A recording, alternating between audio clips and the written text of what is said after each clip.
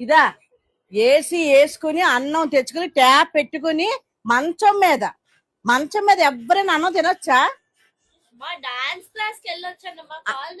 కాళ్ళు నొప్పులైనా సరే మంచం మీద తిన్న పద్ధతి కదా. నీకు చాలా సార్లు చెప్పాను నేను, తెలియక తిన్నావేమో అనుకుని చాలాసార్లు. ఎన్నిసార్లు చెప్పాలి నేను? బుర్రబుద్ధి ఉందా నీకు అసలు? అన్నం ఏంటనుకుంటున్నావు? అన్నపూర్ణదేవి దేవుడు. ఇది రాక్షసులు దెయ్యాలు మంచాల మీద తింటారు, మనుషులు ఎవరు తినరు. చాలా సార్లు చెప్పాను నీకు. జుత్తు ఎర్రబోసినా చెప్పాను నేను. అన్నం ఇలా కాలు కింద వంగవా? ముసూలు అమ్మలు కూడానా నేల మీద కూర్చుంటారు, లేదా కుర్చీలు వేసుకుని ప్లేట్ పట్టుకుని తింటారు. మంచాల మీద కూర్చుని తిన్నాను నేను ఎవ్వరిని చూడలేదు.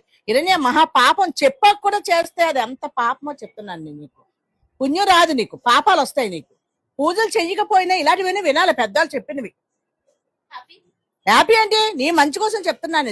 తెలియక పెద్దలు చెప్తారు, చెప్పి వినిపించుకోవాలి.